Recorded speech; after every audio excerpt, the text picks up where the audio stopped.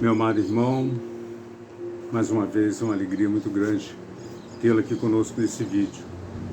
Hoje nós vamos dar continuidade a esse estudo bíblico que nós estamos fazendo com relação à ressurreição de Cristo.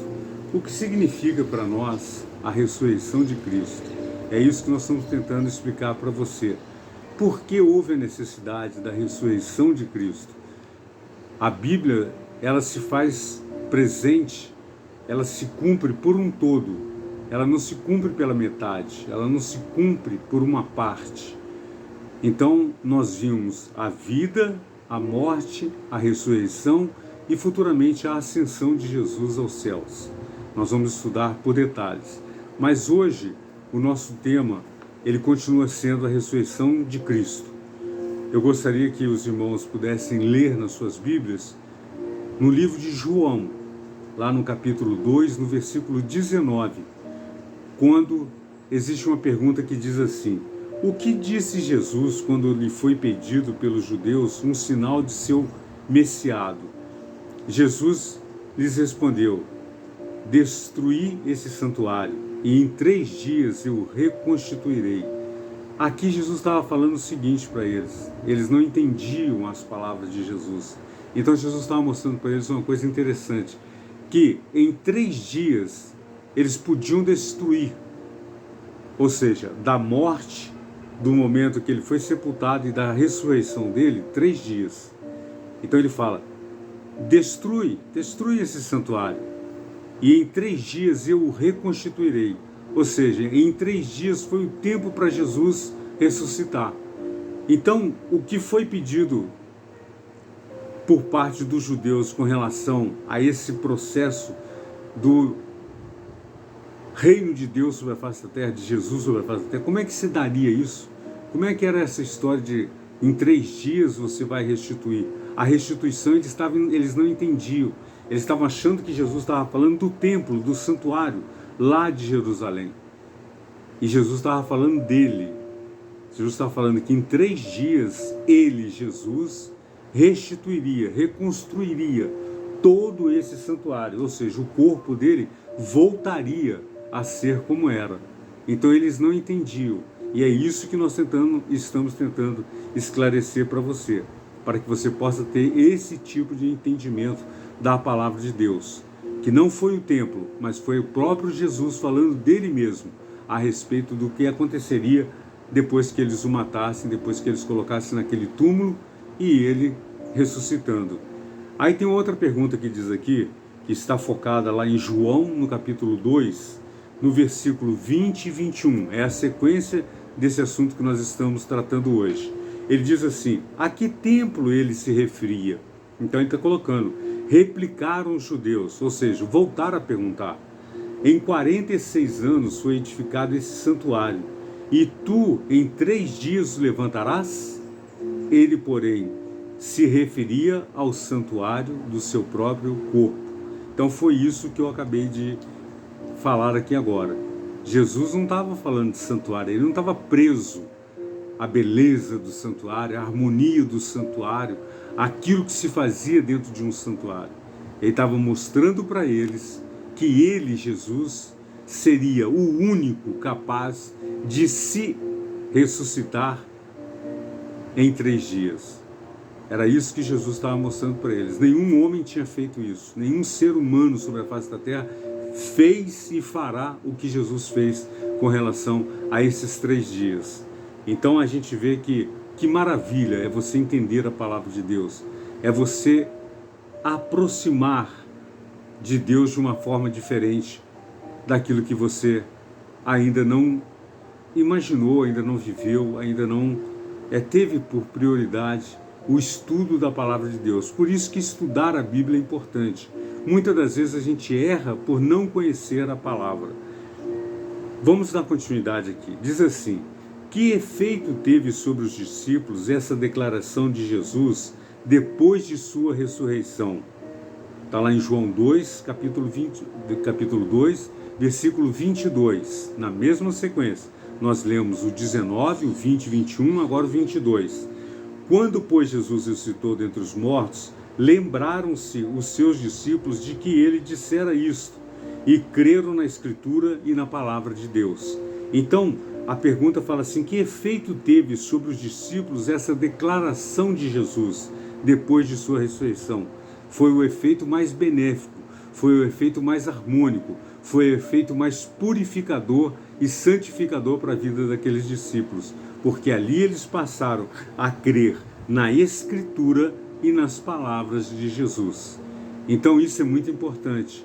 Às vezes uma palavra ensinada, às vezes uma palavra bem dada, bem esclarecida, bem informada a respeito da palavra de Deus, ela nos faz mais ainda crentes naquilo que Jesus falou e naquilo que Jesus se tornou para cada um de nós. Esse maravilhoso Salvador, esse maravilhoso Redentor.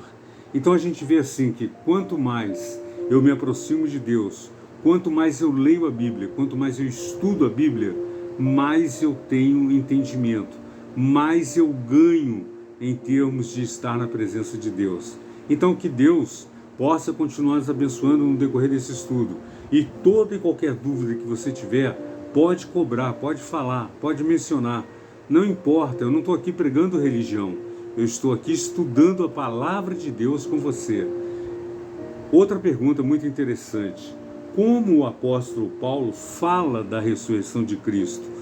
Paulo era um homem muito inteligente.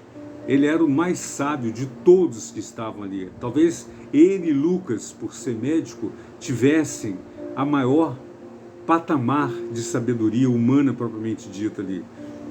Paulo estudou, Paulo era poliglota, Paulo era uma pessoa que tudo ele conhecia, ele foi colocado dentro da obra de Deus para poder falar com os governadores, com os imperadores, com os verdadeiros sacerdotes, com todas as pessoas da mais alta hierarquia judaica, até mesmo romana.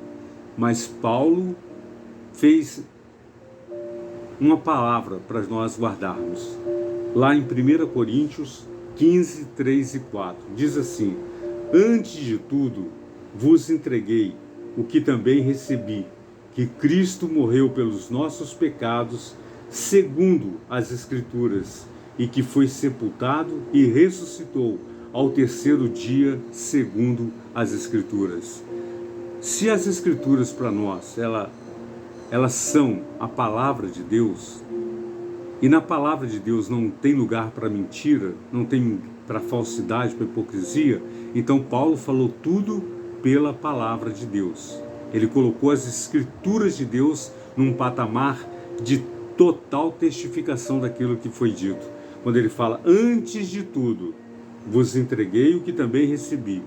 Então Paulo estava falando, ele recebeu da mesma maneira que hoje talvez você esteja recebendo.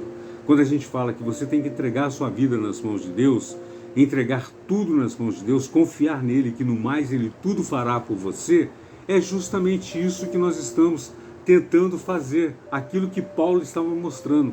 Porque um dia Paulo não conhecia Jesus. Paulo precisou ter um encontro com Jesus naquele caminho de Damasco. E quando ele teve esse encontro, a vida dele foi mudada, foi transformada. E é isso que Deus está esperando fazer na sua vida. Mudar a sua vida, transformar a sua vida, baseado no encontro que ele tanto quer, seu para com ele. Os olhos dele estão voltados para você.